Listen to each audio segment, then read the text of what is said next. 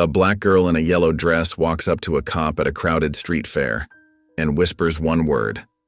One word that makes him lock down the entire street without hesitation. Within minutes, 2 missing girls are found. But the girl who whispered? She wasn't one of them. What is she hiding in that backpack, and why does she beg the cop not to let anyone take her?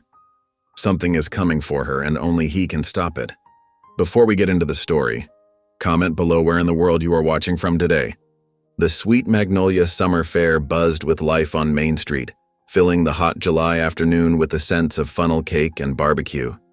Children's laughter mixed with the twang of country music, while colorful banners fluttered between the old oak trees lining the street. The fair was a cherished tradition in their small southern town, bringing together families who had known each other for generations, creating memories that would last through the cold winter months ahead. Neighbors greeted each other with warm hugs and shared stories of summers past, their voices rising and falling like the cicadas singing in the distance. Elderly folks sat in folding chairs beneath shade trees, fanning themselves and commenting on how the fair had grown since their childhood days, while teenagers clustered around game booths trying to win oversized stuffed animals for their sweethearts. But Aaliyah James stood apart from it all, her small frame pressed against a metal trash can at the fair's edge, her yellow sundress wrinkled and slightly stained with what might have been breakfast from hours ago. Her box braids, carefully done days ago, were now coming undone, with loose strands framing her face like tiny question marks. Her fingers clutched the straps of her pink Hello Kitty backpack so tightly her knuckles tensed, turning a shade paler than her brown skin. She shifted from one foot to the other, her worn sneakers scuffing against the pavement as her eyes darted nervously through the crowd. A thin film of sweat beaded across her forehead, though whether from the heat or anxiety wasn't clear. She watched as a mother bought her daughter cotton candy, the little girl's face lighting up at the fluffy pink treat, her squeals of delight carrying on the warm breeze. An elderly couple walked by, the woman's flowered dress swishing as she held her husband's arm, their comfortable silence speaking of decades together. A group of kids ran past, their faces painted like butterflies and tigers, carefree and full of summer energy. Each happy scene seemed to push Aaliyah further into her solitude, like she was watching life through a window she couldn't open, a world of joy just beyond her reach. She swallowed hard, fighting the lump forming in her throat as a boy about her age walked by holding both his parents' hands, swinging between them with complete trust. Several adults noticed her standing alone. A woman in a bright sundress glanced her way, then quickly turned to whisper to her friend, their eyes darting back to her with concern that never translated to action. A vendor selling corn dogs looked at her twice, frowning, before turning to serve another customer with forced cheerfulness.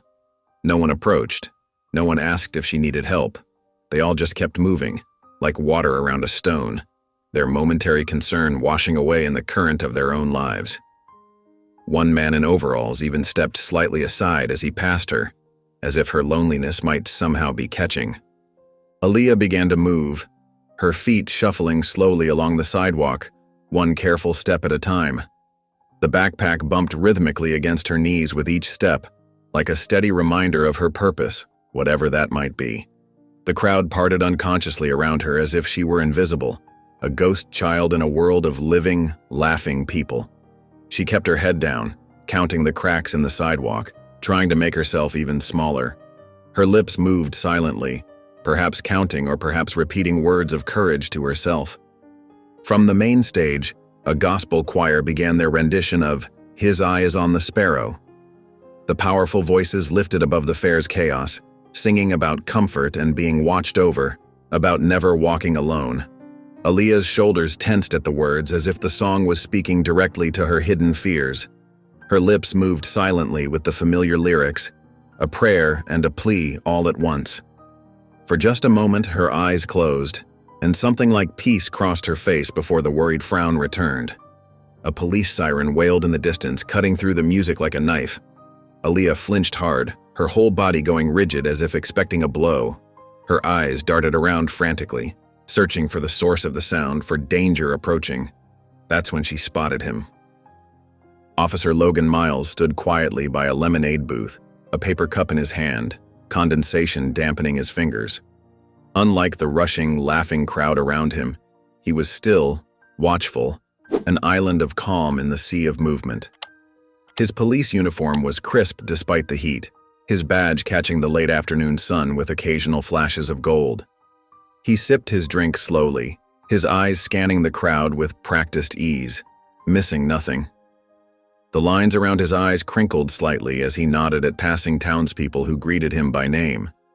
His posture was relaxed but alert, the stance of someone always ready to help even during moments of rest. Their gazes connected across the busy street. Where others had looked past her, Logan's eyes focused and held, really seeing her. He saw the fear in her stance, the wariness in her expression, the way she seemed to carry a weight far too heavy for her small shoulders. Something in his police instincts stirred, a quiet alarm bell that had saved lives before. He recognized the look of a child who needed help but didn't know how to ask for it. In his 15 years on the force, he'd learned to spot the difference between ordinary childhood shyness and something deeper, more troubling. Logan set his cup down on the booth's counter with deliberate care, nodding a quick thanks to the vendor. His movements were slow and measured as he began making his way toward her, carefully reading every detail of her body language, noting how she seemed both drawn to him and ready to bolt at the slightest wrong move. He kept his hands visible, his pace unhurried, his face open and calm, everything he'd learned about approaching someone who was frightened and alone. Each step was purposeful but gentle, like approaching a wounded bird that might fly away if startled. The Sweet Magnolia Summer Fair hummed with activity as Officer Logan Miles made his way through the crowd. His steps were measured, careful not to startle the small girl who stood alone by the old Peterson's bookstore. The closed sign in the window cast a shadow across the weathered bench where she lingered, her small frame almost disappearing against the faded wood. Colorful streamers fluttered overhead, a stark contrast to the girl's solemn stillness. Logan's police training kicked in automatically. Approach slowly, keep your hands visible, stay at eye level. He knelt down beside the bench, maintaining a safe distance. His uniform buttons caught the afternoon sunlight as he settled into a crouch. The smell of caramel apples and fried dough drifted by as fairgoers laughed and chatted around them, oblivious to the quiet moment unfolding at the edge of the celebration. His voice was gentle, barely above the music from the nearby carousel. "Hey, are you okay?" Aaliyah's eyes darted around like a frightened bird's, taking in every detail of her surroundings. Her fingers twisted nervously in the fabric of her dress, the once bright yellow material now faded from too many washes. Her small shoulders hunched forward as if trying to make herself invisible. Her gaze flicked from person to person, the elderly man with the cane who shuffled past with ice cream, the teenage boys sharing a funnel cake and laughing too loudly, the mother pushing a stroller with a fussy baby. A balloon popped somewhere nearby, making her shoulders tense. Finally, she leaned in close to Logan, her voice trembling and barely audible above the fair's chaos. "Sunflower." That single word sent ice through Logan's veins. His expression remained calm, but his heart began racing beneath his pressed uniform. Sweat beaded at his hairline despite the pleasant spring breeze. Every officer knew that code. It was drilled into them during their trafficking awareness seminars. Children at risk were taught to use it when they couldn't speak freely. His mind raced through protocols while his body remained still, not wanting to frighten the girl further. His hand moved smoothly to his radio, keeping his movements casual to avoid drawing attention. "This is Unit 42, initiating Code Yellow lockdown on Main and Grove." He spoke clearly into his radio, turning slightly away from Aaliyah to shield her from curious onlookers. "Possible trafficking victim flagged. Immediate street lockdown. Repeat, lock down all exits." The response was immediate. Like a well-oiled machine, officers began moving into position. Metal barricades appeared at street corners, wheeled into place by uniformed figures. The cheerful fair music was interrupted by an official-sounding announcement about an emergency drill, voices crackling through loudspeakers mounted on light poles. Parents grabbed their children's hands tighter, looking around with confusion etched on their faces. Vendors paused mid-transaction, uncertain whether to continue. In the confusion, Aaliyah slipped away, disappearing into the growing crowd. Logan watched her yellow dress vanish between food stalls as fairgoers began to cluster, their voices rising with questions and complaints. Cotton candy and popcorn scents mingled with the growing tension in the air. The Ferris wheel ground to a halt, leaving passengers swaying gently above the commotion, their excited shouts turning to concerned murmurs. "Miles!" The sharp voice belonged to Officer Brent McCauley, pushing through the crowd with his face twisted in annoyance. His sunglasses reflected Logan's face as he approached, jaw clenched tight. A vein pulsed at his temple. "What the hell are you doing? We've got 300 people here for the fair, and you're calling a lockdown based on what? Some kid?" Logan ignored his partner's protests, his eyes scanning the crowd methodically. He noted each vehicle parked along the curb, each alley between buildings, each face in the growing mass of confused people. The fair's cheerful banners flapped in the breeze above the increasingly restless crowd. A dropped teddy bear lay forgotten in the middle of the walkway, trampled by hurrying feet. His training told him to wait for backup, but his instincts pushed him to follow. Through a gap in the crowd, he caught a glimpse of Aaliyah stepping behind the cotton candy stand, its pink and blue machine still whirring and filling the air with sweet-smelling clouds. Their eyes met briefly across the distance, hers wide with fear and something else. Determination. She gave him the smallest nod, almost imperceptible, before she was gone again, swallowed by the sea of bodies and noise and movement. Logan's jaw tightened with determination. Whatever this child was running from, he wouldn't let her face it alone. The late afternoon sun cast long shadows across Main Street as Logan led his small team toward the narrow alley between Henderson's Hardware and Pat's Pawn. His hand rested on his holster, steps measured and deliberate. Officer Marisol Vega followed close behind, her rookie enthusiasm tempered by the gravity of the situation. Brent McCauley brought up the rear, his earlier skepticism now replaced with grudging attention. "White panel van been here over an hour," Logan muttered, repeating the vendor's tip. "No business being here during a street fair." The van sat exactly where reported, wedged between overflowing dumpsters in the shadowy alley. Its windows were tinted almost black, and Logan's trained eye caught the mismatched plates immediately. His stomach tightened as adrenaline coursed through his veins. His heart pounded against his ribs as he gestured for Marisol to take position, sweat beading on his forehead despite the cooling evening air. "Cover the driver's side," he whispered, his voice barely audible over the distant carnival music and children's laughter. "Brent, watch the front. If anyone approaches, radio immediately. No chances today." Logan approached the rear doors, gun drawn, every sense heightened. One door hung slightly open, swaying in the warm summer breeze that carried the scent of cotton candy and hot asphalt. With practiced precision, he pulled it wide, weapon steady, prepared for anything but hoping desperately for what he might find. Two young girls huddled inside, bound with zip ties and duct tape across their mouths. Their eyes went wide at the sight of Logan's badge, tears streaming down their dirt-smudged faces. Emily and Jada, the missing girls from the next county over, reported gone just 3 days ago. Their small bodies trembled with fear and relief. "This is Unit 42. We need EMTs at the alley behind Henderson's Hardware now." Logan's voice cracked with emotion as he holstered his weapon. Marisol rushed forward to help, her gentle hands working to free the children while she whispered reassurances, her own eyes glistening with unshed tears. "I'm so sorry," Brent muttered, shaking his head as he secured the scene with yellow tape. "I should have trusted your instincts. You were right all along. Those hunches of yours." The fair erupted in confusion as word spread like wildfire through the crowd. Police tape created a barrier between curious onlookers and the rescue scene. Parents clutched their children closer, whispering prayers of thanks that it wasn't their kids. Logan's radio crackled with the police chief's voice. "Outstanding work, Officer Miles."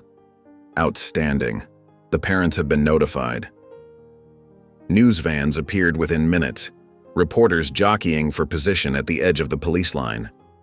"Local hero" floated through the crowd as Logan watched the EMTs wheel the girls toward waiting ambulances, their small hands clutching stuffed animals offered by a kind paramedic. But these weren't the children he'd expected to find. Where was Aaliyah? Stepping away from the press and the congratulations, Logan scanned the crowd one more time, worry creasing his brow. There, a flash of yellow by the overflowing trash can. Aaliyah stood alone, clutching her pink backpack, completely removed from the celebration around her. Her face was expressionless, but her eyes held 1,000 questions. Her presence was both an answer and a question, a reminder that their work wasn't finished, that the real search was just beginning. The late afternoon light dimmed as clouds rolled across the sky, casting a gray pallor over the street fairs winding down.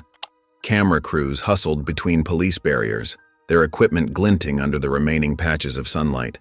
The smell of cotton candy and popcorn still lingered in the air, mixing with the approaching scent of rain. Vendors called out final discount offers as they began dismantling their booths, the festive atmosphere fading with each passing minute. Parents hurried children along, collecting last-minute souvenirs before the inevitable downpour. Logan stood rigid beside a Channel 7 news van, his blue uniform crisp despite the day's chaos. Sweat beaded at his temples, but his posture remained perfect, shoulders back, chin up. The reporter, a well-coiffed woman in a red blazer, held her microphone expectantly, her practiced smile never reaching her eyes. Behind her, a cameraman adjusted his equipment, clearly impatient to wrap up and escape the coming storm. "Officer Miles, can you tell us about the rescue operation?" She leaned in, hungry for details that would make the evening broadcast. Her perfume was too strong, clashing with the fair's fading sweetness. "Standard procedure," Logan replied, his eyes scanning the thinning crowd. He chose his words carefully, deliberately vague. "Our team responded to credible intelligence and acted accordingly." His mind wasn't on the interview. It was on the small figure standing alone across the street, the child who had started it all.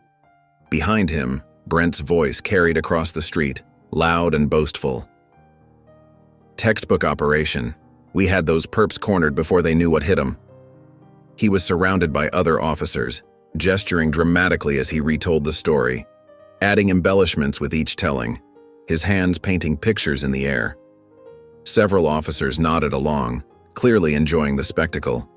Logan's attention fixed on the small figure in yellow, still standing alone by the trash can. Without finishing his sentence to the reporter, he stepped away.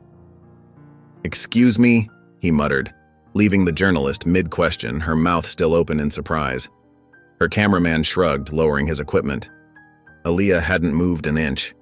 Her Hello Kitty backpack was pressed against her chest like armor, her small fingers white-knuckled around the straps. The humidity had caused her box braids to frizz, making her look even more vulnerable. Her eyes remained fixed on the cracked sidewalk, counting the lines as if they held some secret code. A leaf skittered past her feet, but she didn't look up. Logan approached slowly, careful not to startle her. "Hey there," he said softly, crouching down to her level, one knee touching the warm concrete. "You must be thirsty. Would you like some water?" He pulled a sealed bottle from his utility belt, offering it with an open palm. His voice was gentle, the kind reserved for frightened animals and lost children. Aaliyah's hands trembled slightly as she accepted the bottle, but she didn't drink. She held it like she wasn't sure what to do with it, turning it over and over in her small hands, the plastic crinkling under her nervous fingers. A droplet of condensation ran down the side, matching the tear that threatened to fall from her eye. "Can you tell me where you learned about the sunflower?" Logan kept his voice gentle, patient. He watched her face for any reaction, any flicker of truth. The sounds of the fair seemed to fade away, leaving just the two of them in their own pocket of quiet. Her whisper was barely audible above the bustling crowd. "I saw it on a sticker."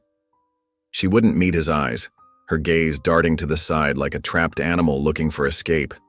Her toe scuffed at a piece of discarded confetti, pushing it into a crack in the sidewalk. Logan's jaw clenched imperceptibly.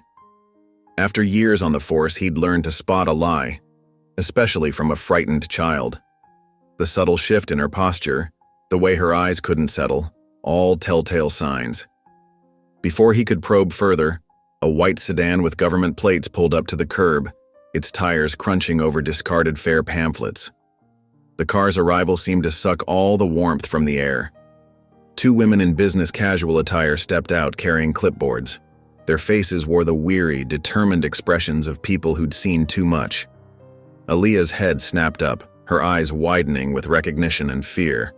She lunged forward, tiny hands gripping Logan's uniform with surprising strength, her fingers digging into the fabric. The water bottle fell forgotten to the ground, rolling away. "Please." Her voice cracked, thick with desperation.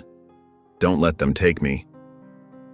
Tears welled in her eyes as she pressed her face against his shirt, her small body trembling against him like a frightened bird. Her breath came in quick, panicked gasps against his chest.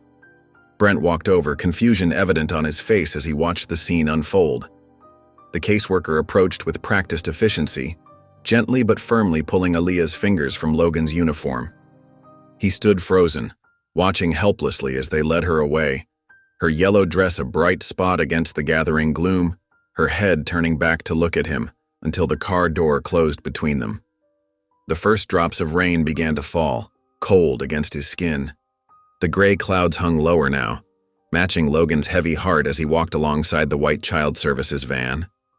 His polished shoes scraped against the rough asphalt, each step feeling heavier than the last. Aaliyah's small fingers gripped his uniform sleeve with surprising strength, her knuckles white with desperation, tiny half-moons forming where her nails dug into the fabric. The evening air felt thick with tension, pressing down on them both. "Please, Officer Logan," she whispered, her voice cracking. "He'll find me if I go." Her box braids had come almost completely undone, falling around her face like a protective curtain. Her eyes, wide with fear, darted nervously toward the van and back to Logan's face. A single tear balanced precariously on her lower lash, refusing to fall. Tamara Hines, the CPS caseworker, moved with practiced efficiency, her sensible shoes clicking against the pavement. "Sweetie, we need to get you somewhere safe for tonight," she said, her tone professional but not unkind. Her silver-streaked hair was pulled back in a neat bun, her navy blazer wrinkle-free despite the humid evening. She checked her watch impatiently, clipboard tucked under one arm. The keys to the van jangled softly in her free hand. Logan crouched down beside Aaliyah, his blue eyes meeting her brown ones. "Who is he, Aaliyah?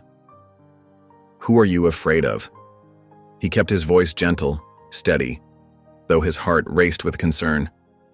"And please tell me the truth about the sunflower word." He placed his hand over hers, hoping the gesture might encourage her to open up. The worry lines around his eyes deepened as he searched her face for answers. Aaliyah's grip tightened further. "I told you," she said flatly, but her fingers trembled against his sleeve. "I saw it on a sticker." Her Hello Kitty backpack lay forgotten at her feet, pink fabric dirty from the day's events, a small tear visible near the zipper. Something in her expression told Logan she was holding back. Her bottom lip quivered slightly, betraying the calm she tried to project. "Officer Miles," Tamara's voice carried a note of warning. "You're only making this harder for her. Please step back." She reached for Aaliyah's shoulder, her clipboard shifting under her arm. The breeze ruffled the papers, but her grip remained firm. Brent McCauley appeared at Logan's shoulder, his presence unwelcome. "Come on, man. It's just a kid. Let the system do its job." He tugged at Logan's arm, trying to pull him away. The smell of coffee lingered on his breath as he leaned closer. "You can't save everyone, Miles." His wedding ring caught the fading light as he gestured toward the van. Logan shrugged off Brent's hand, his jaw set. "Something's wrong here," he said firmly. "She's hiding something. This isn't right." His instincts screamed at him that there was more to Aaliyah's story, pieces of a puzzle he couldn't yet see. A muscle twitched in his cheek as he fought to maintain his professional composure. "Officer," Tamara said more forcefully, "I need you to step away now." Her professional demeanor hardened, eyes narrowing slightly. She positioned herself between Logan and the child, a human barrier of bureaucracy and procedure. With gentle but firm movements, she unhooked Aaliyah's fingers from Logan's sleeve. The little girl's eyes filled with tears as Tamara helped her into the back seat of the van, securing her seatbelt with practiced motions. Aaliyah's shoulders slumped in defeat, her small frame seeming to shrink even further into the seat. Her gaze never left Logan's face, silently pleading. The van's engine hummed to life. Logan stood rooted to the spot, watching as the vehicle pulled away from the curb. Aaliyah's face appeared in the back window, her palm pressed against the glass, growing smaller and smaller until the van's red taillights disappeared around a corner. The emptiness in Logan's chest expanded with each foot of distance between them. His hand remained half raised in an unfinished goodbye. From the direction of the fair, gospel music drifted faintly through the evening air as someone restarted the stage performances. A tambourine jingled in rhythm with the distant voices. Logan turned and walked away slowly, his footsteps heavy on the pavement, deaf to the renewed sounds of celebration behind him. The weight of unasked questions and unspoken fears followed him like a shadow. His badge felt unusually heavy against his chest, a reminder of both his power and his limitations. The van's air conditioning hummed softly as streetlights began flickering to life in the deepening dusk. Aaliyah sat perfectly still in the back seat, her Hello Kitty backpack pressed against her chest like armor. Her yellow sundress was wrinkled and dirty from the long day, a small tear visible near the hem where she'd caught it climbing over the playground fence. Dark smudges under her eyes revealed her exhaustion, though she fought to stay alert, watching everything through the window with wary attention, memorizing every turn and street sign they passed. "You did the right thing today, sweetie," Tamara said, glancing in the rearview mirror. Her voice was gentle, practiced from years of handling fragile situations with children who'd seen too much. The only response was silence and the soft whoosh of passing cars. Tamara's eyes lingered on the child's reflection a moment longer, concern etching lines around her mouth as she wondered what horrors this tiny girl had witnessed. The van's interior smelled of artificial pine and hand sanitizer, with faint traces of fast food from earlier passengers. Tamara adjusted the temperature, trying to make the space more comfortable for the trembling child. Her silver bangles clinked against the steering wheel as she made a careful turn onto Maple Street. The sound seemed unnaturally loud in the quiet cabin, making Aaliyah flinch slightly. "That's a nice backpack you have there," Tamara tried again, her tone warm and conversational. "Is it special to you?" Aaliyah's fingers tightened around the straps, her knuckles going white with tension. She pulled it even closer, as if afraid someone might try to take it away, her chin tucking protectively over the cartoon cat's smiling face. "Would you like to call your grandmother?" Tamara asked softly, reaching for her phone in the cup holder. "We could let her know where you'll be staying tonight." Aaliyah's voice came out barely above a whisper, rough with unshed tears and hours of silence. "She don't want me." The words fell like stones in the quiet space, simple but devastating in their certainty, spoken with the resigned wisdom of a child who'd heard it said too many times. The highway ramp loomed ahead, its steep curve illuminated by orange safety lights that cast eerie shadows across the dashboard. As they merged onto the interstate, Aaliyah suddenly spoke again, her words sharp with fear cutting through the humming silence. "He'll know. He'll come for me next." The words hung heavy in the air, filled with such raw dread that Tamara's hands tightened involuntarily on the steering wheel. The child's certainty sent a chill down Tamara's spine, raising goosebumps along her arms despite the warm evening. Tamara reached for her radio, her normally steady fingers trembling slightly as she pressed the call button. "Base, this is Hines. Need guidance on case 247. Static crackled back at her, the connection spotty in this part of town. She tried again, but no response came through the white noise. Frowning, she tapped the device against her palm and tried once more, glancing nervously at her passenger. In the back seat, tears began rolling down Aaliyah's cheeks, catching the passing headlights like tiny diamonds. She made no sound, but her shoulders shook with each silent sob that racked her small frame. The streetlights cast moving shadows across her face, making her seem even younger and more vulnerable than her 8 years. Her tiny hands swiped at the wetness, determined not to show weakness even as her lower lip quivered uncontrollably. The intake center's fluorescent lights cast a harsh glow across the parking lot as Tamara pulled in. The building was plain and institutional, with security cameras mounted at every corner and wire mesh over the windows. Tamara helped Aaliyah out of the van, noting how the child's grip never loosened on her backpack, fingers clutching the straps like lifelines. Her small sneakers scuffed reluctantly across the asphalt as they approached the entrance, each step slower than the last. Just before the heavy metal door closed behind them, Aaliyah turned around. Her voice was barely audible, but her words were clear. Please tell him I was right." Her eyes, wide and frightened, yet somehow determined, held Tamara's for one meaningful moment before the door clicked shut with finality, sealing them into the fluorescent brightness of whatever came next. The kitchen's fluorescent light cast harsh shadows across Logan's face as he sat motionless at his small wooden table. His service weapon and badge lay beside an untouched mug of coffee that had long since gone cold.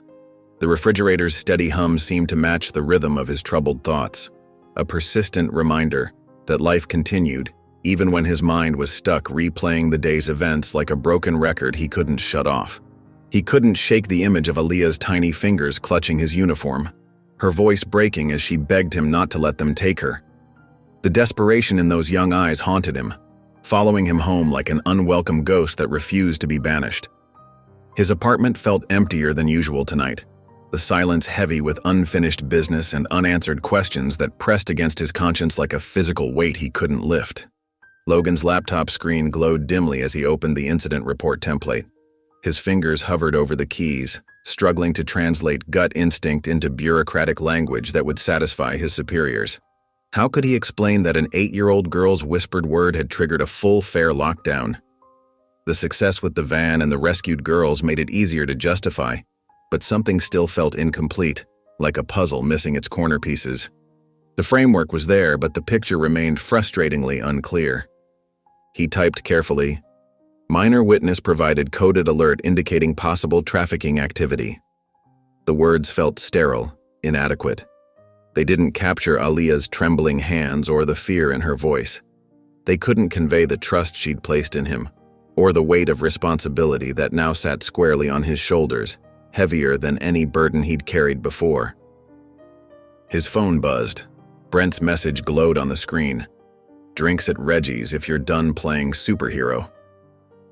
Logan set the phone face down without responding, irritation flickering through him like a match struck in darkness. Brent couldn't understand what was really happening here. This wasn't about being a hero.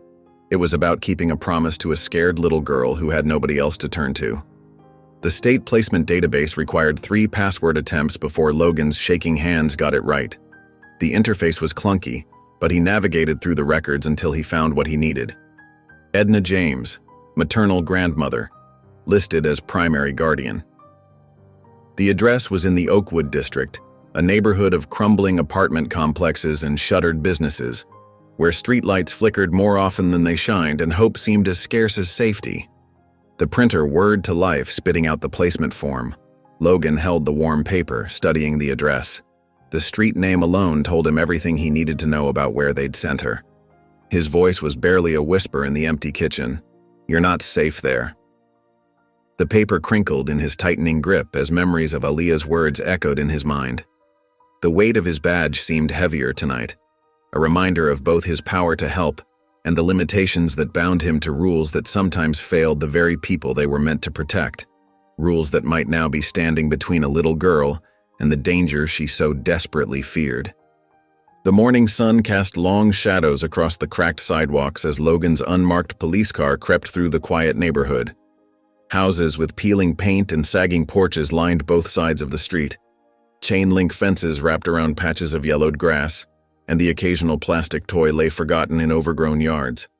A stray cat darted between parked cars, disappearing into the shadows of a tilting carport. The air felt heavy with untold stories, the kind that never made the evening news but shaped lives nonetheless. Logan parked in front of a faded blue house with white trim that had seen better days. The screen door hung slightly crooked, its metal frame dotted with rust spots like old wounds. His boots crunched on the gravel path leading to the porch steps, each wooden plank groaning under his weight as if sharing secrets of everyone who'd walked this path before. A wind chime made of tarnished spoons clinked softly from a nearby hook, the only cheerful sound in the heavy morning air, its gentle melody at odds with the neighborhood's weariness. Before he could knock, movement caught his eye through the dirty window. A small figure in yesterday's yellow dress appeared behind the screen door. Aaliyah, still clutching that pink Hello Kitty backpack like a lifeline, her knuckles white against the worn fabric. Her box braids were more undone than yesterday, loose strands framing her face, and dark circles shadowed her young eyes like bruises on her innocence. She didn't smile or wave, just watched him with that same solemn, too-old gaze that had haunted him all night, following him even into his restless dreams. The inner door creaked open wider, and an older woman appeared behind Aaliyah. Edna James stood tall despite her years, her gray hair pulled back severely from a face lined with exhaustion and weariness, a map of hardships endured. She wore a faded house dress and house shoes with worn soles, her sharp eyes taking in Logan's casual clothes and official stance. Her weathered hands rested protectively on Aaliyah's thin shoulders, fingers curved like shields. "You her caseworker?" Edna's voice carried years of dealing with authority figures, each word edged with practiced caution. "No, ma'am, just someone who saw something yesterday." Logan kept his voice gentle but firm. He resisted the urge to flash his badge, sensing it would only build walls he couldn't climb, barriers already reinforced by years of disappointment. Edna's tired sigh spoke volumes. "You're not the first man to knock on that door thinking they can fix what's broke." Her fingers tightened slightly on Aaliyah's shoulders, a silent warning the child seemed to understand without words. Through the screen, Logan could see into the small living room. Aaliyah had moved to sit at a scratched wooden table, mechanically spooning dry cereal from a chipped bowl, her movements automatic and lifeless. The wallpaper behind her curled at the edges, revealing patches of water-stained drywall like glimpses into the home's troubled past. A school calendar hung nearby, days exit off in careful red marker, counting down to something Logan couldn't guess. "How long has Cece been gone?" Logan asked carefully, watching Edna's reaction, noting every subtle shift in her expression. The older woman's spine stiffened visibly like a soldier bracing for impact. "Cece don't live here no more." Her tone carried a warning, sharp as broken glass. Something flickered in her eyes. Fear, maybe, or resignation, gone before Logan could be certain. A dog's incessant barking from the neighbor's yard filled the uncomfortable silence, punctuating the tension between them. Logan noticed more details now.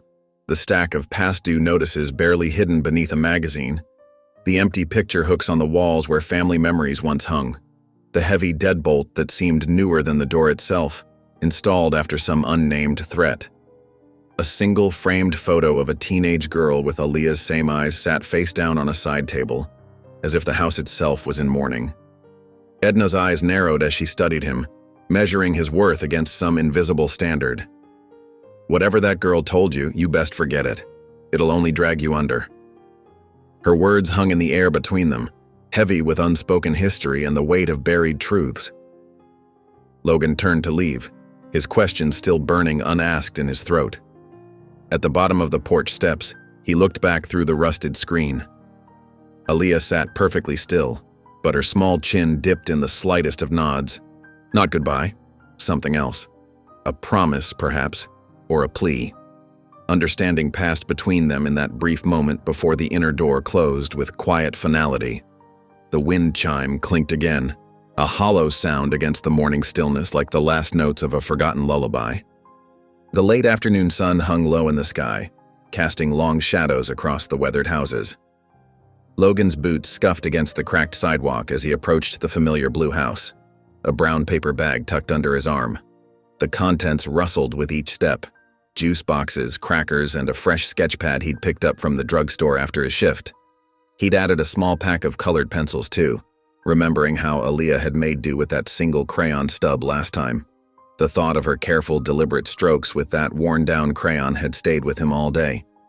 The neighborhood was quiet except for the distant hum of a lawnmower and the occasional car passing by. A dog barked somewhere down the street, its voice echoing between the houses. Logan's uniform felt sticky in the thick summer air, but he'd come straight from work, not wanting to waste time changing.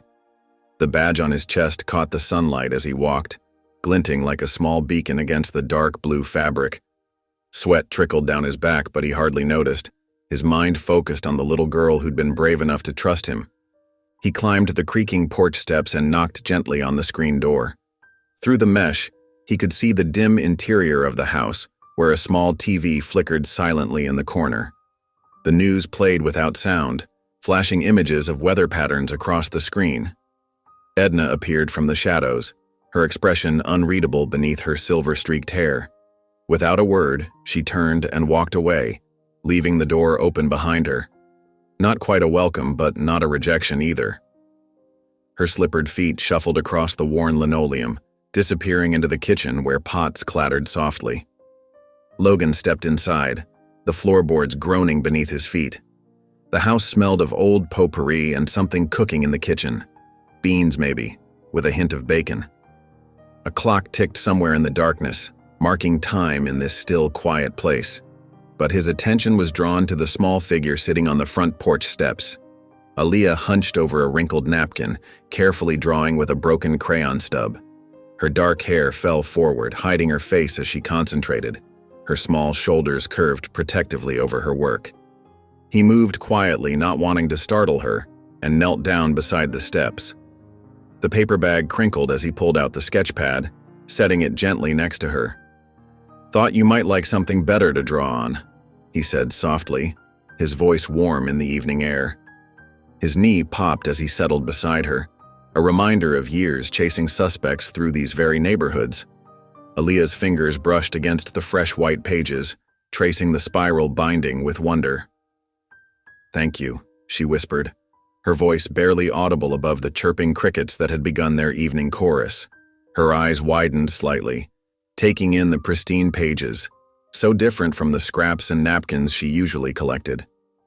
They sat in comfortable silence for several minutes, the only sound the scratch of her crayon against paper. The evening air wrapped around them like a heavy blanket, sweet with the scent of someone's jasmine bush blooming nearby. A firefly blinked lazily in the yard, then another, nature's tiny lanterns coming to life as dusk deepened. "You were brave Saturday," Logan said finally, his voice gentle but firm. Aaliyah looked down, her shoulders tensing slightly. Her small hands stilled on the paper. The memory of that day seemed to hang between them, unspoken but powerful. After a moment, she reached into her ever-present backpack and pulled out a piece of paper.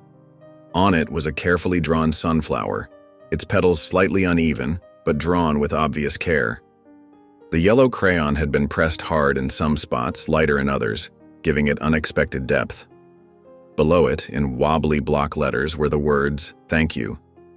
She held it out to him, her eyes meeting his briefly before darting away again. Logan accepted the drawing with reverence, carefully folding it and tucking it into his badge wallet. The gesture felt important, like a tiny bridge being built between them. Something shifted in his chest, a warmth he hadn't felt in a long time. This small token, created by such tiny hands, somehow meant more than any commendation he'd ever received on the force. As he stood to leave, his knees popping slightly, he turned back for one last look. Aaliyah watched him from the steps, a flicker of warmth in her eyes that hadn't been there before. Her fingers were already exploring the new sketchpad, turning its pristine pages with careful reverence. On a nearby porch, a neighbor sat in a rocking chair, watching the scene unfold with undisguised curiosity, her arms crossed over her floral housecoat. Logan noticed but said nothing, simply nodding once before walking back to his car, the child's drawing a comforting weight against his heart, a reminder of why his job mattered. The evening air hung heavy with humidity as Logan's patrol car rolled to a stop outside the faded blue house. Crickets had started their nightly chorus, and the last traces of sunlight filtered through the oak trees, casting dappled shadows across the overgrown lawn. His uniform shirt clung uncomfortably to his back as he made his way up the worn path to the front door, gravel crunching beneath his boots with each careful step. The scent of recently cut grass from a neighbor's yard drifted on the breeze, a stark contrast to the neglected property before him. The gentle rap of his knuckles against the screen door echoed in the quiet neighborhood. Edna appeared, her face etched with weariness and irritation, eyes narrowed with suspicion. A television blared somewhere in the background, filling the silence between them. "She's out back," she said flatly, turning away before Logan could even open his mouth. The screen door slammed behind her, the sound sharp in the still evening air like a warning, the rusty spring stretching and snapping back with a metallic groan. Logan made his way around the side of the house, stepping carefully over patches of crabgrass pushing through cracked concrete. A forgotten plastic toy lay broken beside the path. Its once bright colors faded from exposure to the elements. The backyard was small and unkempt, bordered by a rusting chain-link fence with several bent sections. Aaliyah sat cross-legged in the grass, her back against the fence, the sketchpad balanced on her knees. Her braids were neater today, but her yellow dress was wrinkled and had grass stains on the hem, a testament to childhood that somehow made her seem even more vulnerable. A small collection of crayons lay scattered beside her, organized by color. He lowered himself to sit beside her, maintaining a respectful distance. The grass was cool and slightly damp beneath him, soaking into his uniform pants. Aaliyah's hand moved steadily across the paper, creating careful lines with a blue crayon worn down to half its original size. Logan noticed she drew with precise, deliberate strokes, as if each mark needed to be perfect, her small fingers gripping the crayon with surprising strength. Her lips moved silently as she concentrated, lost in her own world of creation. "How are you feeling?" he asked softly, careful not to startle her. Aaliyah's hand paused mid-stroke. She blinked twice, returning to reality. "It's quieter now," she said, her voice barely above a whisper. But quiet don't always mean safe. The words carried a weight far beyond her years, making Logan's heart ache. She resumed drawing, adding small, meticulous details to what appeared to be a house.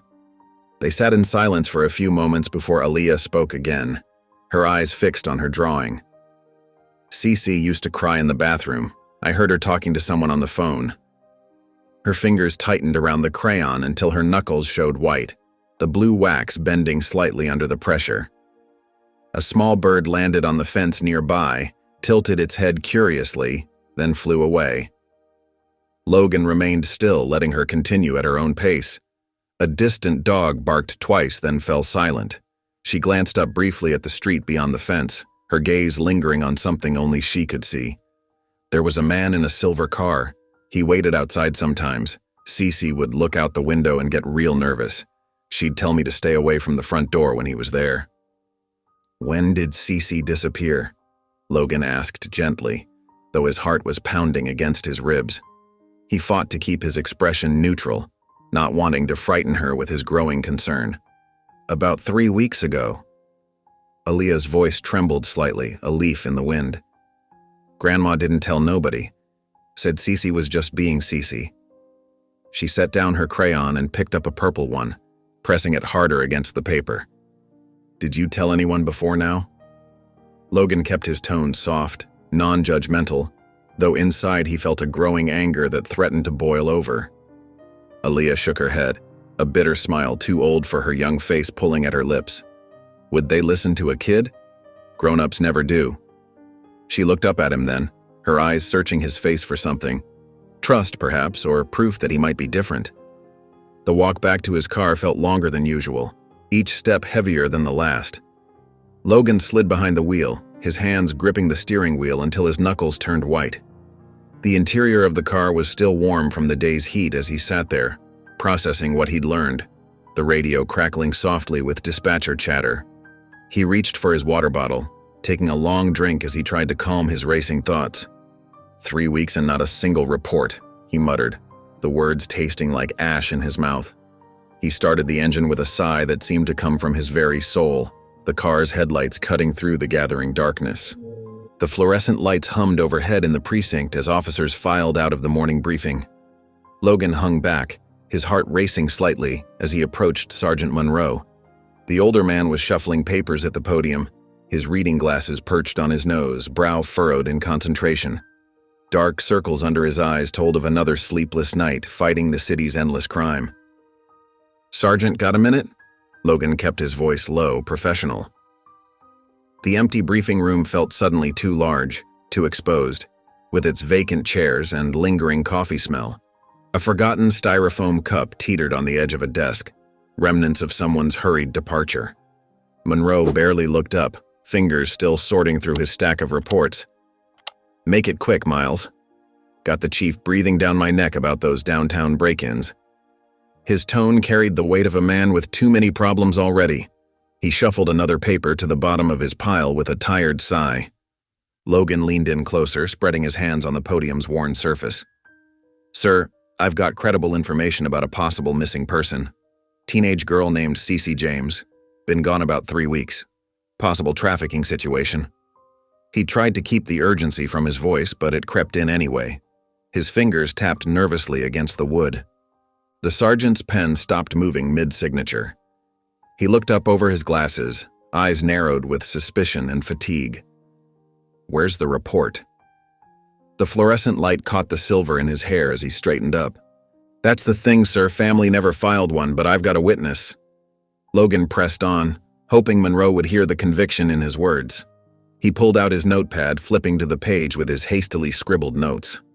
"No report, no case. That's the system, son."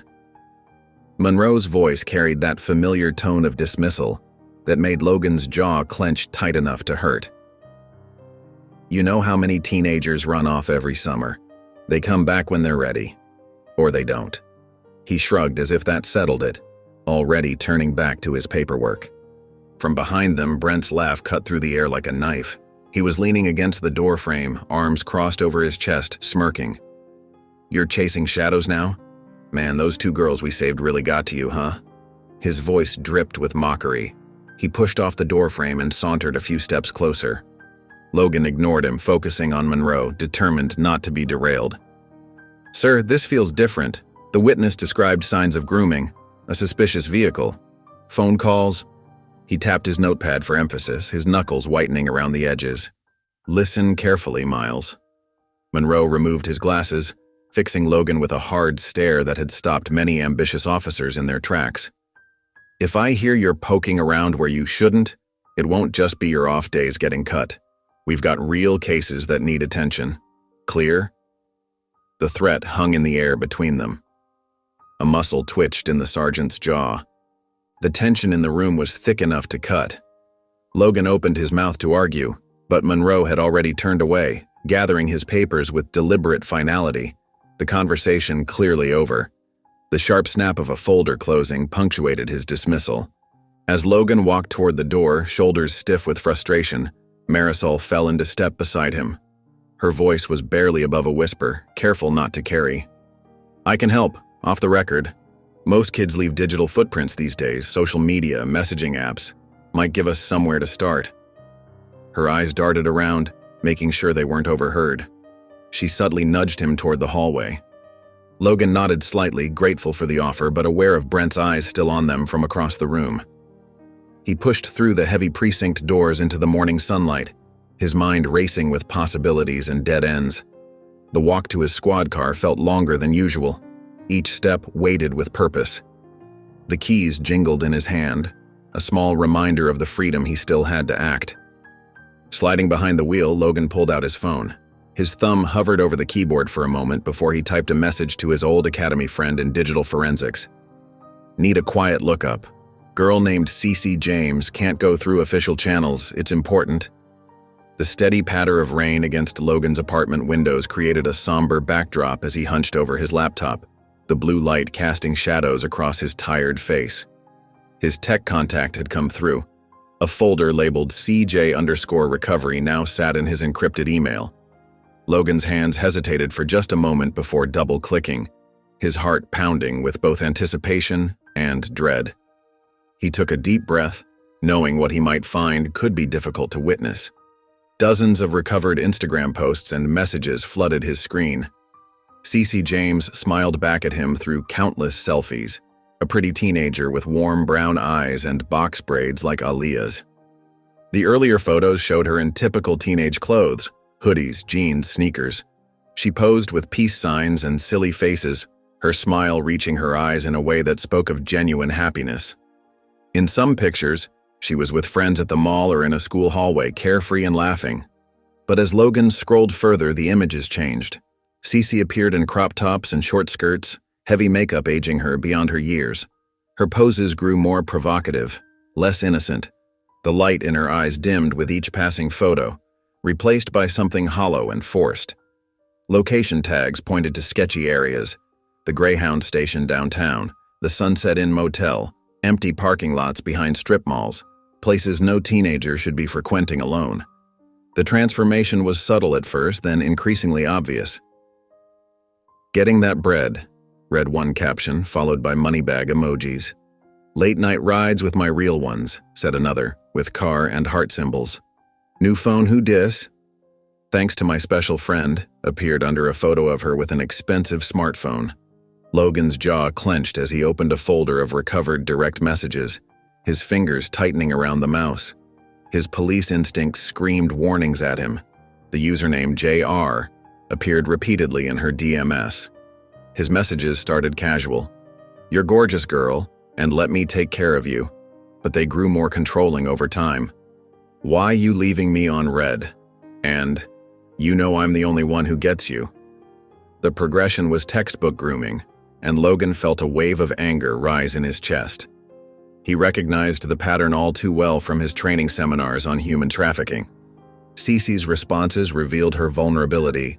"Nobody else listens to me, Frar, and I just want to feel special." Then the crucial exchange that made Logan's stomach turn. "I trust you. I just want out of here." The desperation in those simple words was palpable, a cry for help hidden in plain sight. Another message read, "My grandma doesn't even notice when I'm gone anyway." Logan printed key screenshots and messages, pinning them methodically to a corkboard above his desk. His fingers trembled slightly as he arranged them chronologically, watching through paper fragments as a young girl's hope turned to desperation. Bus station meetups became motel visits. Innocent selfies transformed into something more sinister. A timeline of exploitation unfolded before his eyes, each image telling part of a tragic story he'd seen too many times before. The final image he pinned showed Cece in what looked like a motel room. She smiled at the camera, but Logan recognized the emptiness in her expression, the same look he'd seen in countless trafficking victims' eyes. Her makeup was perfectly applied, but couldn't hide how young and scared she really was. Behind the facade was just a child trying to survive, a child who reminded him too much of her little cousin Aaliyah. Rain continued to drum against the windows as Logan stared at the photo. "You didn't run away," he whispered into the dim room. "Someone pulled you out." The words hung heavy in the quiet apartment, mixing with the sound of falling rain. He placed his palm gently against the photo, making a silent promise to find her. Whatever it took, he wouldn't let another girl disappear without a trace. The morning sun cast long shadows across Edna's patchy front lawn as Logan pulled up in his personal vehicle, a weathered blue sedan. He'd left his badge and uniform at home, wearing just jeans and a plain gray t-shirt to avoid drawing attention. Through the chain-link fence, he spotted Aaliyah kneeling beside a scraggly marigold plant, carefully pouring water from a cracked plastic cup. Her tiny fingers gripped the container with determined precision. Logan approached quietly, crouching down beside her. The corners of her mouth lifted slightly, not quite a full smile, but more than he'd seen from her before. Her Hello Kitty backpack sat nearby, never far from reach, its pink surface faded from constant handling. "That's a nice plant you've got there," Logan said softly, careful not to startle her. "It was Cece's," Aaliyah replied, her voice barely above a whisper. "Nobody watered it after she left. I think it's lonely." Logan reached into his back pocket and pulled out a folded printout, Cece's Instagram profile. The photos showed a young girl's transformation, from innocent selfies with playful filters to increasingly concerning images with heavy makeup and adult poses. Aaliyah's small fingers traced the edge of the paper, lingering on her cousin's face. "That's her old page," she said, her eyes downcast, shoulders hunching forward. "She had another one too, a secret one. She didn't know I knew about it. I saw her password once when she was typing." "Can you tell me what you remember about the calls?" Logan asked gently, settling more comfortably on the grass. "The ones you heard at night?" Aaliyah set down her cup of water, pulling her knees to her chest like a shield. "He used to call her late. They talked different, like they were using special words. I remember one time, he called her a package." Her voice trembled slightly, hands fidgeting with the hem of her shorts. Logan took out his notepad, writing carefully as Aaliyah continued. She described a night 3 weeks ago when she'd heard the screen door creak open at 2 a.m. She'd peeked through her bedroom window to see Cece sneaking out, wearing a dress she didn't recognize, sparkly and too short. When Cece returned hours later, her makeup was smeared and she was crying. "I wanted to help," Aaliyah whispered, a tear sliding down her cheek.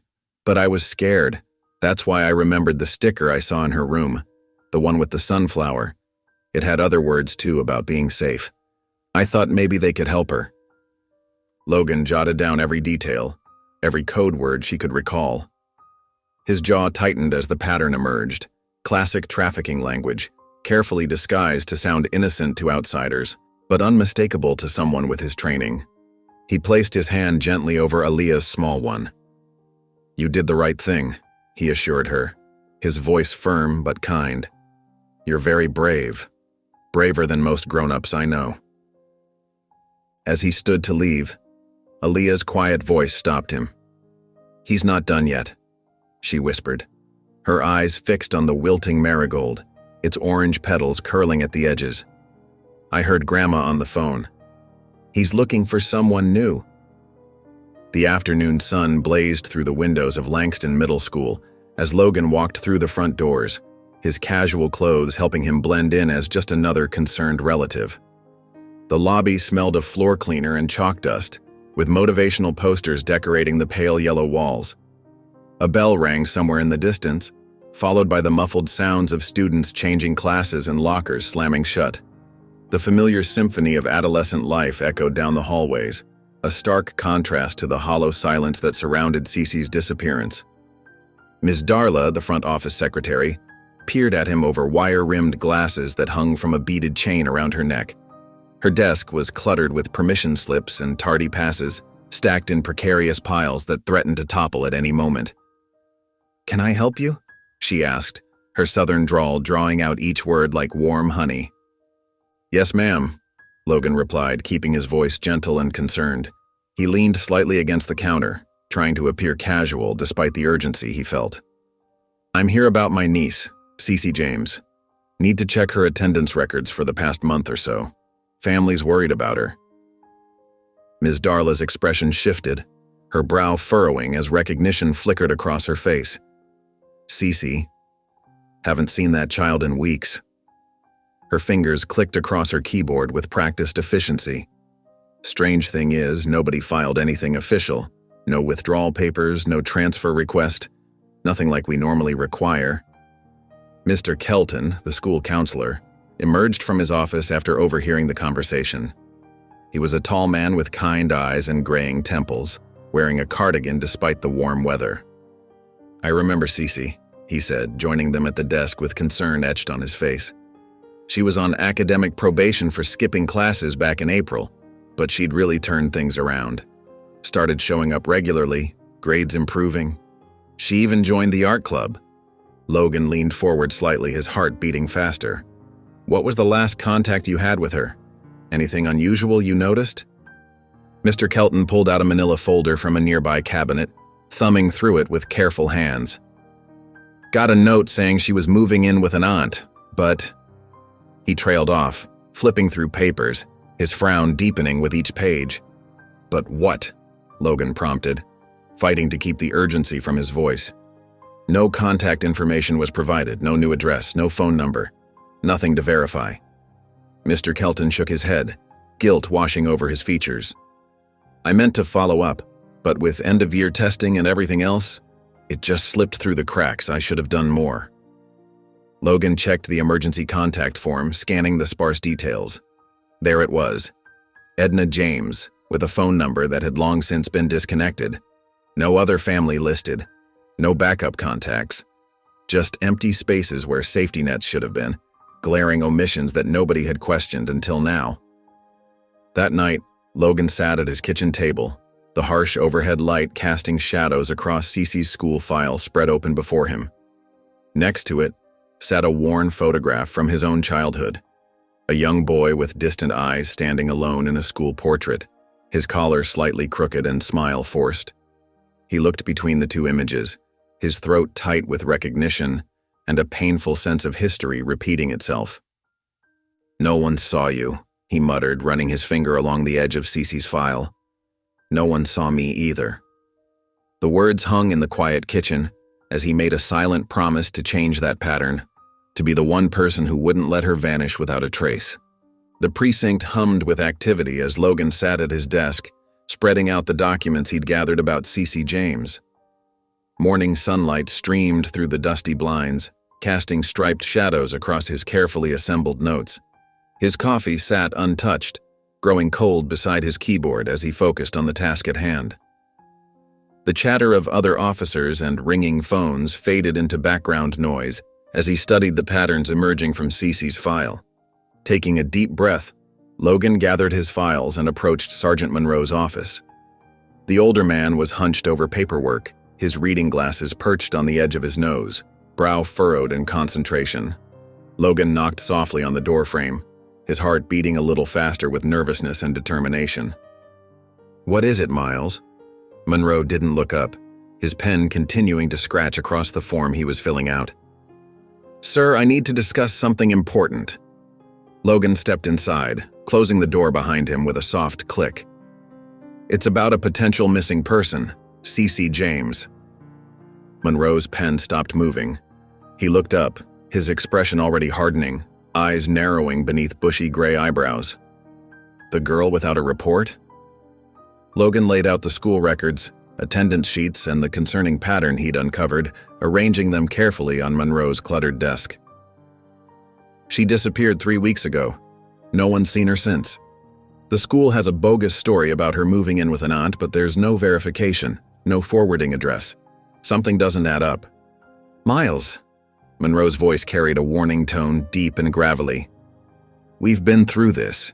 No report means no case. You know the protocol?" "But sir, look at these patterns." Logan spread out more papers, pointing to highlighted sections with an urgent finger. "Irregular absences, sudden behavioral changes, suspicious online activity. These are textbook trafficking indicators. We can't just ignore this." "We don't have the resources to chase ghosts," Monroe said firmly, pushing the papers away with a weathered hand. "And you're dangerously close to stepping over the line. The department has real cases with actual reports to handle."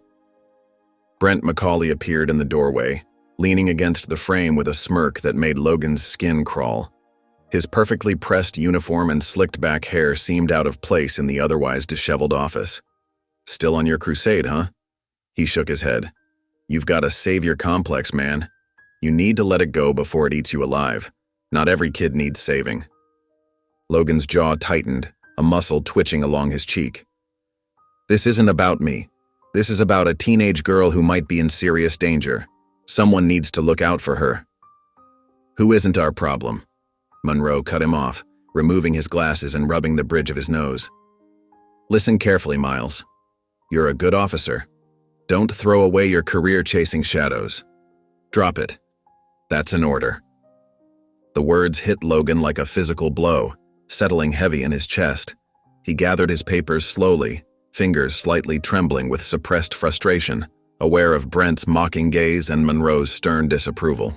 Without another word, he walked out of the office, past the busy bullpen where Officer Vega watched him with concern in her dark eyes, and straight to his car in the parking lot. Sitting behind the wheel, Logan gripped it until his knuckles turned white, feeling the smooth leather beneath his fingers. The parking lot was quiet compared to the chaos inside. "If no one else will do something," he muttered to himself, determination hardening his voice, "I will. Cece deserves that much." The harsh glow of the motel's neon sign cast alternating red and blue shadows across Logan's face as he sat in his unmarked car, cramped and tired after hours of surveillance. Empty coffee cups and crushed vending machine snack wrappers littered the passenger seat. His eyes remained fixed on the silver sedan parked 2 spots down, its metallic paint dulled by a thin layer of road dust. The clock on his dashboard read 10:05 p.m., another night of waiting and watching with nothing to show for it yet. The summer night pressed in around him, thick and humid. Condensation beaded on his windshield despite the car's struggling air conditioning. Through the haze, he watched the comings and goings of the Paradise Inn's usual clientele. Truckers stretching their legs, couples arguing in hushed voices, cleaning staff pushing squeaky carts between rooms. A dog barked somewhere in the distance, the sound echoing across the nearly empty parking lot. At 10:15 p.m., movement near room 12 caught his attention. A figure stepped out into the sodium vapor lights, and Logan's heart skipped a beat. It was Cece James, but not the vibrant girl from the school photos. This Cece was a shadow of herself, swimming in an oversized gray hoodie despite the heat. Her once flowing hair had been chopped unevenly, as if cut in a hurry. She moved with nervous energy, her shoulders hunched as she glanced repeatedly over her shoulder, fingers fidgeting with the frayed cuffs of her sleeves. Logan's hand instinctively moved toward his service weapon, though he wasn't officially on duty. He watched as Cece approached the silver sedan, her steps becoming more hesitant with each foot closer to the vehicle. The car's door opened and a man stepped out. Average height, expensive shoes, designer watch glinting under the parking lot lights. JR moved with casual confidence, like a businessman making a routine transaction. His smile never reached his cold eyes. The exchange was quick and practiced. JR pressed a small package into Cece's trembling hands. She clutched it close to her chest, nodding at whatever instructions he was giving her. Logan's jaw clenched as he observed their body language. JR's possessive stance, Cece's submissive posture. He wished he could hear their conversation, but he didn't dare move closer and risk being spotted. When Cece slid into the passenger seat of the silver sedan, Logan's heart rate spiked. He waited until they pulled out of the lot before easing his car into drive, maintaining a careful distance as they merged onto the highway. The sedan's taillights glowed like red eyes in the darkness ahead. Logan checked his gas gauge, 3/4 full, enough to follow them wherever they were headed. "I've got you, Cece," Logan whispered, his knuckles white on the steering wheel. "I'm not losing you now." He reached for his phone, tempted to call for backup, but decided against it. One wrong move could put Cece in even more danger. The warehouse loomed against the starless sky, its weathered brick walls disappearing into darkness. Logan killed his headlights and coasted to a stop half a block away, his heart pounding steadily against his ribs. The silver sedan he'd been tailing sat empty near a rusted loading dock, its chrome trim gleaming dully in the weak security lights that cast eerie shadows across the deserted lot. Logan grabbed his radio, pressing the transmit button with his thumb. "Unit 42, requesting backup at 1879 Industrial Way." Only static answered, a hollow, empty sound in the quiet car. He tried again, adjusting the frequency, but the dead air crackled mockingly back at him. Cursing under his breath, he checked his gun, made sure the safety was off, clicked on his flashlight, and slipped out of the car into the cool night air. The smell hit him first: motor oil, mildew, and something metallic that made his nose wrinkle and his stomach tighten. His boots crunched softly on broken glass as he crept toward the building, staying low and alert. A shattered window caught his eye, jagged edges like teeth against the brick, and he edged closer, pressing his back against the wall and staying in the shadows. Through the jagged opening, he saw Cece perched on a wooden crate, her oversized gray hoodie making her look even smaller and more vulnerable than she was. Her shoulders were hunched forward, hands clasped tightly in her lap, knuckles white with tension. JR stood nearby, his expensive suit and polished shoes at odds with the decrepit surroundings. Two burly men flanked him like guard dogs, their faces hard and expressionless in the dim light, as they discussed something in low voices that echoed faintly off the concrete floor. Logan's jaw clenched as he watched JR gesture toward Cece, his manicured hand cutting through the air. She flinched away from his pointing finger as if it might burn her, and something protective surged in Logan's chest, hot and fierce. He found a side door with a broken lock and eased it open, wincing at the slight creak of rusty hinges that seemed to scream in the silence. The warehouse interior was a maze of old machinery and stacked pallets, dusty monuments to abandoned industry. Logan used them as cover, working his way closer while staying hidden in the deep shadows, his breathing shallow and controlled. His pulse quickened when the two henchmen headed toward another room, their heavy footsteps fading away, leaving JR alone with Cece. Logan emerged from behind a forklift, gun steady in his hands. "Step away from her," Now. His voice echoed off the high ceiling, bouncing between steel beams and empty spaces. JR froze mid-sentence, his smooth facade cracking for just a moment, surprise flickering across his face. But before Logan could close the distance, heavy footsteps announced the return of one of the men. The thug's eyes widened in shock, then narrowed with rage as he charged forward like a bull. The pipe caught Logan's ribs with stunning force, driving the air from his lungs. He stumbled backward, his gun clattering across the concrete floor, spinning away into darkness. Pain exploded through his side like fire as he hit the ground hard. Through watering eyes, he saw the man raise the pipe again, muscles tensing for another blow. But then Cece moved, a blur of desperate motion as she snatched up the fallen weapon. She swung it with surprising strength, catching the thug in the back of the knees with a sickening crack. He howled and stumbled, cursing violently. Logan lurched to his feet, ignoring the stabbing pain, and grabbed Cece's trembling hand. "Run!" They sprinted for the exit, his side screaming in protest with each step. Distant sirens pierced the night air like a promise as they burst out into the alley.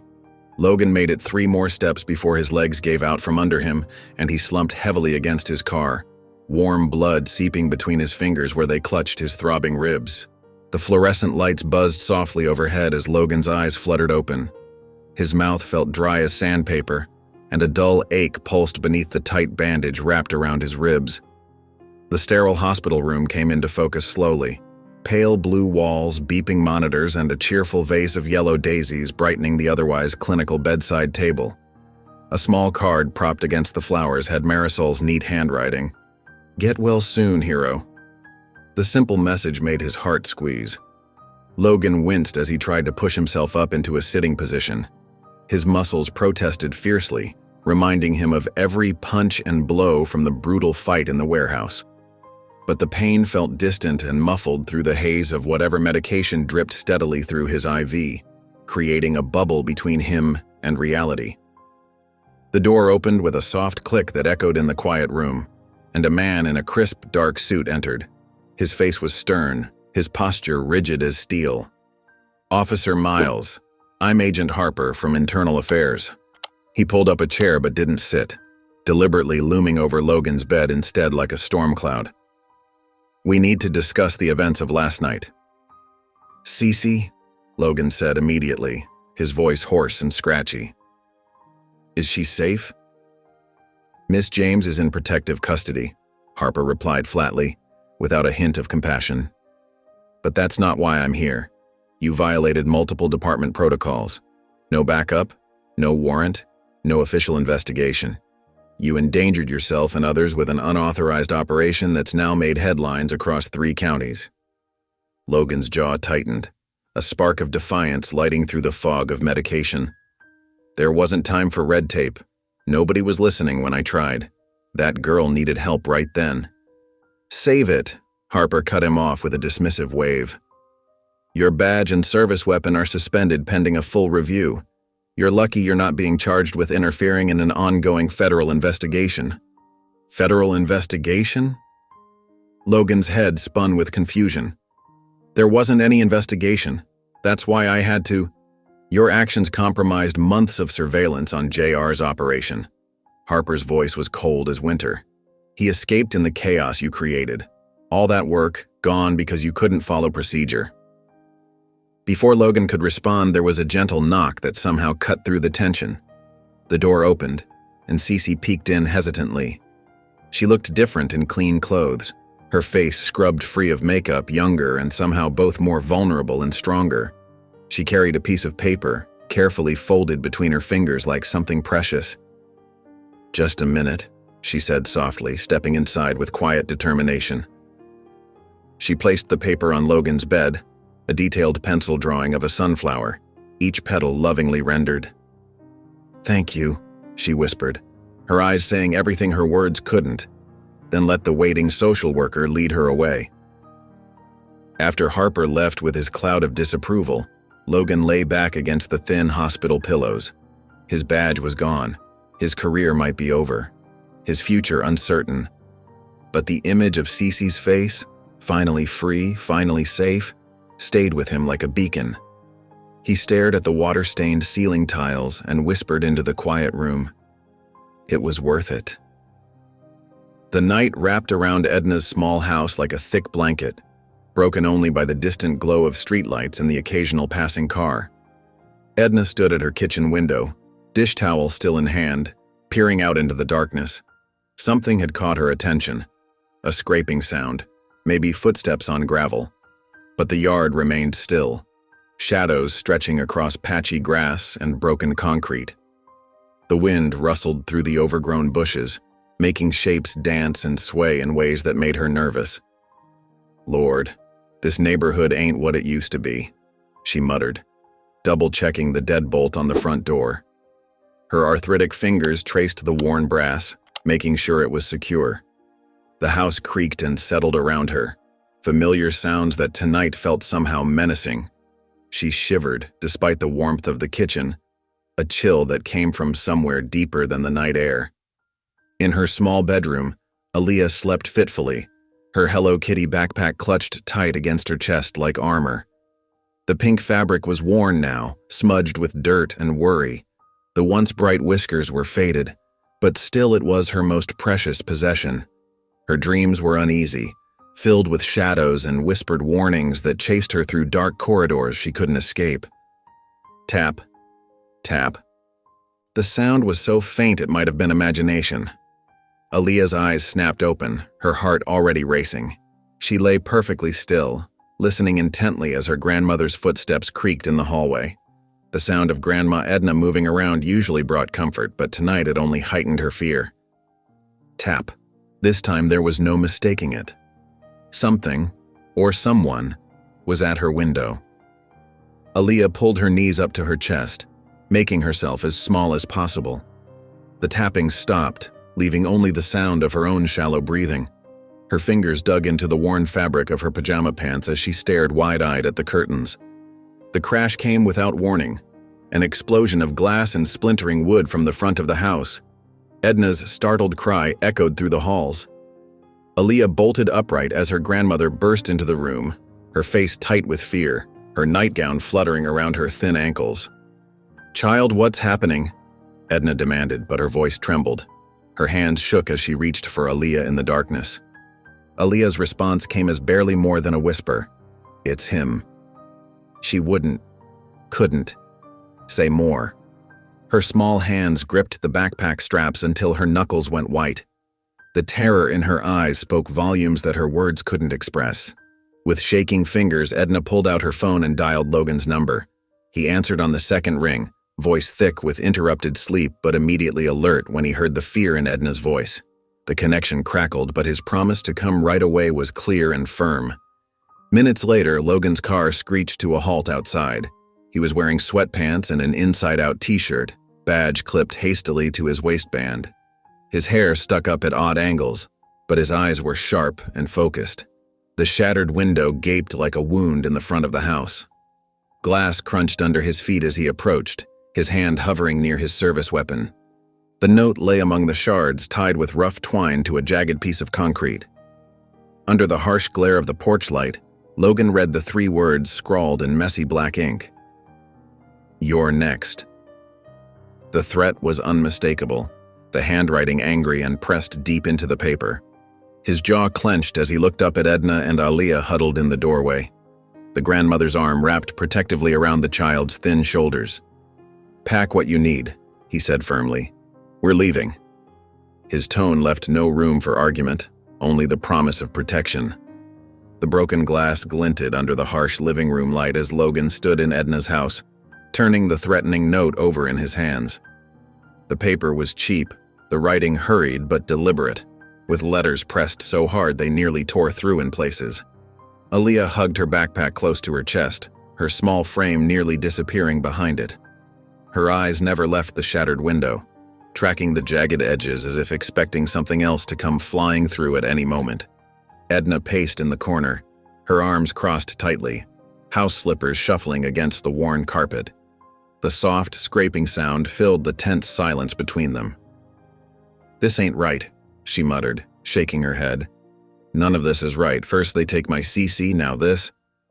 "Mrs. James," Logan said softly, careful to keep his voice steady despite the anger building in his chest. He tucked the note into his pocket, away from Aaliyah's watchful eyes.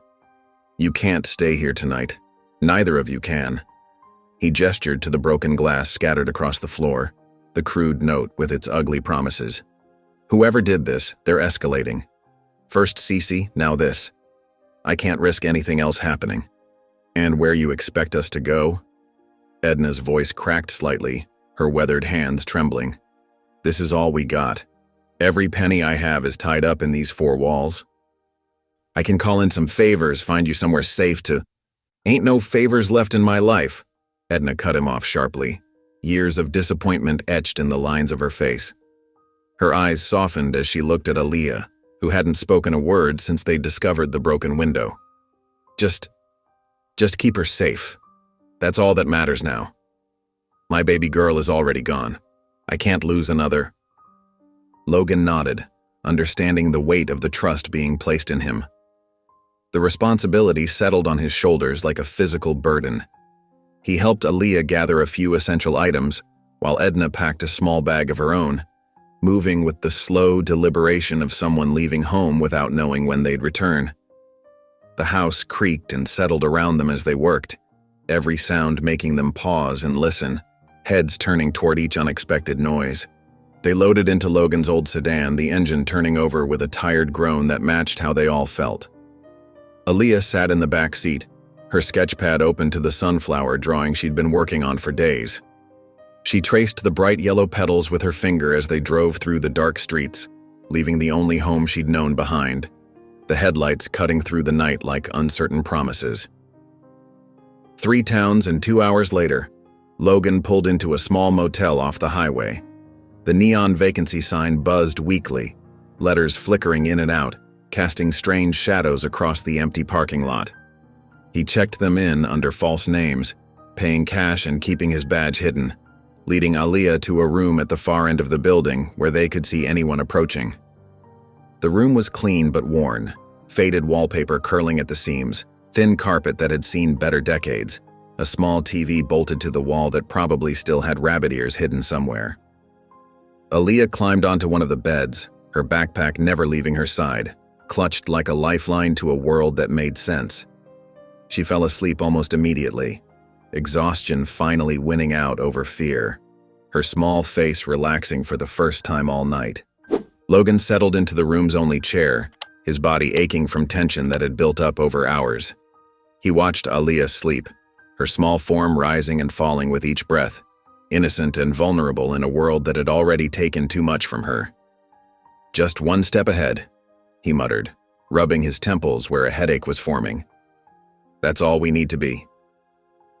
The night stretched on, quiet except for the distant sound of trucks on the highway and the occasional ice machine rumbling down the hall. The cheap motel coffee maker sputtered and hissed, filling the small room with the acrid scent of instant coffee. Logan winced as he reached for a flimsy paper cup, his injured ribs protesting the movement with a sharp stab of pain. Sunlight filtered through thin yellowed curtains, casting pale golden squares across the worn beige carpet that had seen better days decades ago. Aaliyah stirred in the bed, her box braids messy from sleep, fanning out against the pillow like a halo. She blinked slowly, those observant eyes taking in her surroundings before reaching for her ever-present sketchpad, her shield against the world. The morning quiet felt different here, less threatening than the heavy, unpredictable silence back home that always seemed to promise trouble. Hungry? Logan asked softly, not wanting to startle her. His voice barely disturbed the stillness. Aaliyah gave a small, non-committal shrug, but her watchful eyes followed him as he limped to the vending machine outside their door. He returned with an armful of packaged pastries and juice boxes, setting them on the small laminate table between them like a modest feast. They ate in comfortable silence, the wrapper crinkling loudly as Aaliyah carefully opened her breakfast with deliberate fingers. Logan noticed how she took small, measured bites, as if making the food last longer, a habit born from uncertainty about when the next meal might come. His heart ached at the practiced motion that no child should have perfected. A sharp knock at the door made them both freeze mid-bite. Logan's hand instinctively moved toward where his badge usually sat, but it wasn't there anymore. Just another reminder of how far they'd strayed from safety. He approached the door cautiously, muscles tense, checking through the peephole with held breath. Cece stood outside, swimming in an oversized gray hoodie that made her look even younger than her years, almost drowning her slight frame. Dark circles shadowed her eyes like bruises, but she managed a weak, trembling smile when Logan opened the door. Before anyone could speak, Aaliyah launched herself across the room in a blur of movement, wrapping her thin arms around her cousin's waist with desperate strength. "We can't stay here long," Logan explained, watching the reunion with mixed emotions, relief tangled with worry. "It's not safe to settle anywhere right now. We need to keep moving." Cece nodded, her fingers absently playing with the frayed hem of her borrowed hoodie. "JR has people everywhere," she admitted, her voice barely above a whisper, cracking slightly. I thought he was just trying to help me get out, but there were others, girls younger than me with scared eyes. He said if I tried to leave." She trailed off, hugging Aaliyah tighter against her, as if to protect her from even the words. Aaliyah pulled away just long enough to grab her sketchpad from the rumpled bed. She flipped to a new page with purpose, showing Cece a colorful drawing of two girls holding hands under a bright yellow sun with a hopeful smile. Despite everything, Cece's face softened into a genuine smile, the first real one Logan had seen from her. Logan checked his phone for what felt like the 100th time, the screen stubbornly empty. No messages from Monroe or Brent, no backup coming. They were on their own. He moved to the window, pulling back the curtain just enough to scan the nearly empty parking lot while behind him. The quiet sound of Aaliyah and Cece's gentle laughter filled the room like unexpected music. He glanced back, watching them huddle over the sketchpad together, heads bent close in conspiracy, and allowed himself a small, weary smile. In this moment of stolen peace, he could almost believe they'd make it through. The flickering neon motel sign cast an eerie red glow across the nearly empty parking lot. Cece stood at the window, absently braiding Aaliyah's hair, her fingers working methodically through the little girl's dark strands. Without warning, her hands suddenly froze mid-motion. Her breath caught in her throat as she spotted the silver sedan idling at the far end of the lot, its headlights dim but menacing in the darkness. "It's him," she whispered, her voice trembling with recognition. Her fingers tightened protectively on Aaliyah's shoulders. Logan immediately tensed, his body coiled like a spring despite his injured ribs that protested with each movement. He grabbed the tire iron he'd placed by the door earlier that evening, a precaution that had seemed excessive then, but now felt frighteningly necessary. "Stay here, lock the door behind me," Logan ordered quietly, his voice steady despite the adrenaline surging through him. His eyes met Cece's, silently communicating both reassurance and warning. He waited, hand on the doorknob, until he heard the solid click of the deadbolt before stepping into the humid night air. The gravel crunched under his feet as he approached the car, his grip tightening on the tire iron until his knuckles turned white. The silver sedan's engine purred softly, its exhaust creating a misty haze that swirled in the dim light. The driver's door creaked open slowly, and JR emerged with the fluid confidence of a predator, his thin lips curved in a smug smile that made Logan's stomach turn. "Well, Wells, if it isn't the hero cop," JR drawled, his expensive shoes scraping against the loose gravel of the parking lot. "Or should I say ex-cop? Word travels fast in our little town." His voice carried a mocking tone that echoed across the empty lot. Logan planted his feet firmly, keeping his voice low but forceful. "Leave, now, and don't ever come near those girls again." Each word came out like a stone, heavy with warning. JR laughed, the sound sharp and hollow in the night air. "You're way out of your depth, Miles. Just a washed-up cop sticking his nose where it doesn't belong. Those girls, they're just business, nothing personal." His casual dismissal of the girls' humanity hung between them. The words made Logan's blood boil, a rage building inside him that he barely contained. He stepped forward, tire iron raised threateningly. JR moved too, his hand reaching behind his back with practiced ease. The tension crackled between them like electricity before exploding into sudden, desperate violence.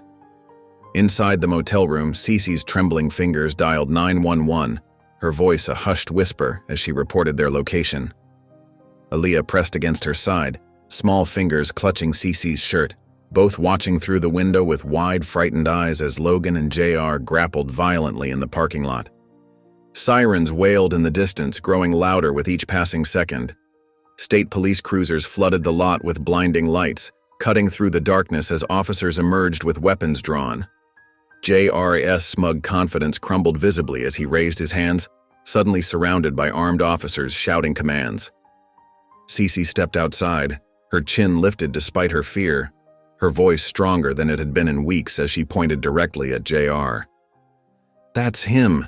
He's the one who took me." The words came out clear and unwavering, each syllable a reclamation of her power. Logan stood breathing heavily, sweat beading on his forehead, still gripping the tire iron as he watched the officers cuff JR and lead him to a waiting cruiser. He turned toward the motel room window, meeting the eyes of Aaliyah and Cece. Their faces shone with relief in the flashing blue and red lights, a weight visibly lifting from their shoulders as their tormentor was finally led away in handcuffs, his threats silenced at last. The precinct buzzed with its usual morning activity as Logan walked through the familiar doors one last time. His ribs still ached from the confrontation with JR, but he carried himself with quiet dignity. The fluorescent lights cast harsh shadows across his bruised face as he made his way to Sergeant Monroe's office. A few officers glanced up from their desks, their expressions a mixture of curiosity and unspoken respect. Monroe sat behind his desk, his expression hard and unforgiving. "You overstepped, Miles," he said curtly. "We had this under control." The words hung heavy in the air between them, like an invisible wall neither man was willing to breach. Logan stood quietly, hands at his sides. The morning sun streamed through the dusty blinds, highlighting the deep circles under his eyes from nights of keeping watch over Aaliyah and Cece. His uniform, worn for the last time, felt both familiar and strangely foreign against his skin. "Your actions, while resulting in an arrest, showed complete disregard for protocol," Monroe continued, shuffling through a stack of papers. "Unauthorized surveillance, operating without backup, engaging a suspect while suspended. The list goes on." He sighed, a flicker of regret crossing his face before hardening again. From the doorway, Brent McCauley leaned against the frame, arms crossed. His face held a mixture of smugness and disappointment. "Told you it'd catch up with you," he said, shaking his head. His polished badge gleamed under the office lights, a stark contrast to the one Logan would soon surrender. Logan accepted the termination papers without argument. His voice was quiet, but firm. "I'd do it all again." The weight of those words filled the small office, and for a moment, even Monroe couldn't meet his gaze. The process of clearing out his desk was quick and methodical. 8 years of service packed into a single cardboard box. He carefully removed the child's drawing of a sunflower from his desk drawer, touching the crayon marks gently before placing it in his backpack. Photos, certificates, and a coffee mug joined the box's contents. Each item carried memories, some good, some painful, all part of a chapter now closing. Other officers watched silently as he walked out, some nodding in respect, others averting their eyes. The weight of his decision hung heavy in the air, but his steps never faltered. The glass doors swung shut behind him with a quiet finality. Back in his apartment, Logan sat on his worn couch, the afternoon light casting long shadows across the floor. The box sat unopened beside him, a testament to choices made and consequences accepted. His phone buzzed with a text from Cece. "Thanks for everything, we're safe now." 3 simple words that somehow made the sacrifice worthwhile. He leaned back, staring at the water-stained ceiling of his apartment. The words came softly, barely above a whisper. "Safe is enough." His hand absently rubbed the tender spot on his ribs, a physical reminder of battles fought and won. The moment stretched out, filled with the quiet hum of his refrigerator and distant traffic sounds. His badge and gun were gone, but the knowledge that 2 young girls were finally safe made it worthwhile.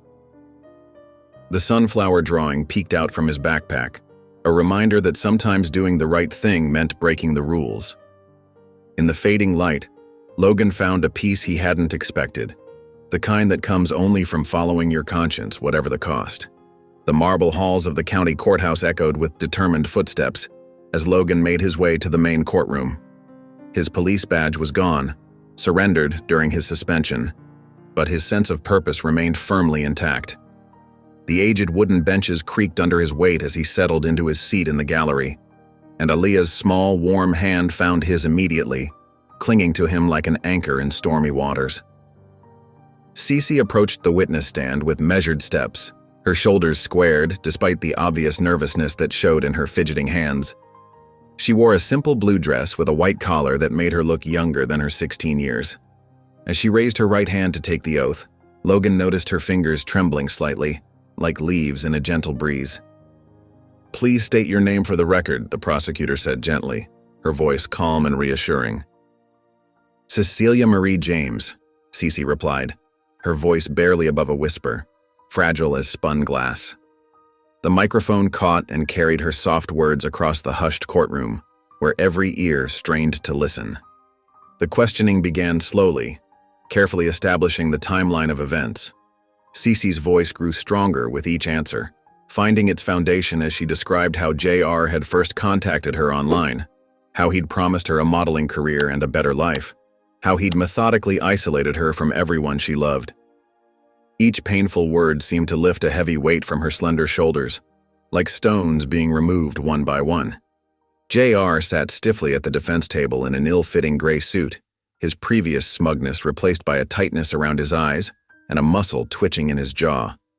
He stared straight ahead at nothing in particular, refusing to meet anyone's gaze, especially Cece's. When Cece faltered while describing the terrifying night she was taken, Logan caught her eye and gave her a small, encouraging nod.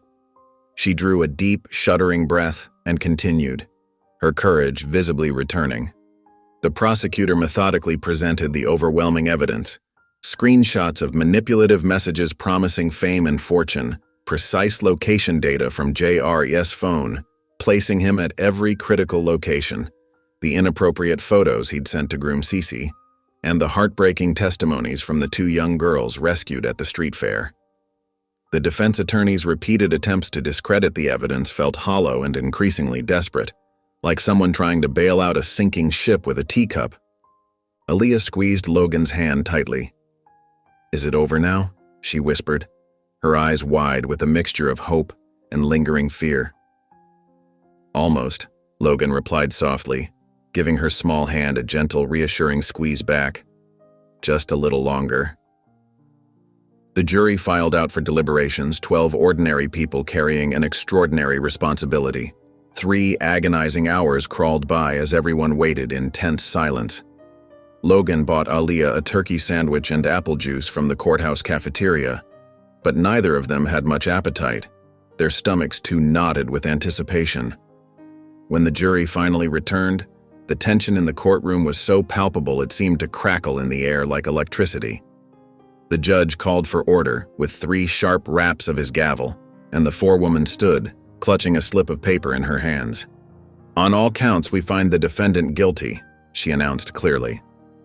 The words rang through the courtroom like a bell of justice, clear and undeniable.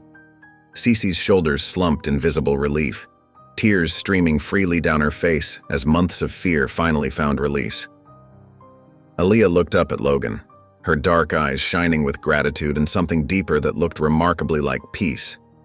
The first real peace he'd seen there since this ordeal began. The courthouse steps gleamed in the late morning sun, their white marble surface almost blinding. Reporters clustered at the bottom, their cameras clicking and microphones extended like eager fingers. But up at the top, Aaliyah James stood tall, her yellow sundress catching the breeze, a carefully folded piece of paper clutched in her small hands. Her eyes, once shadowed with fear, now held a quiet determination that belied her 8 years. Logan stood slightly behind her, his presence steady and protective. The badge was gone from his chest, but his shoulders remained squared, ready to shield her if needed. He'd given up the uniform, but not the instinct to protect. Cece flanked Aaliyah's other side, her newly cut hair framing a face that had finally begun to show signs of peace. The bruises had faded, leaving behind a young woman whose smile came more easily with each passing day. "Miss James, can you tell us about the trial?" a reporter called out. Aaliyah didn't flinch. Her eyes remained focused on the paper in her hands, her fingers smoothing its edges with deliberate care.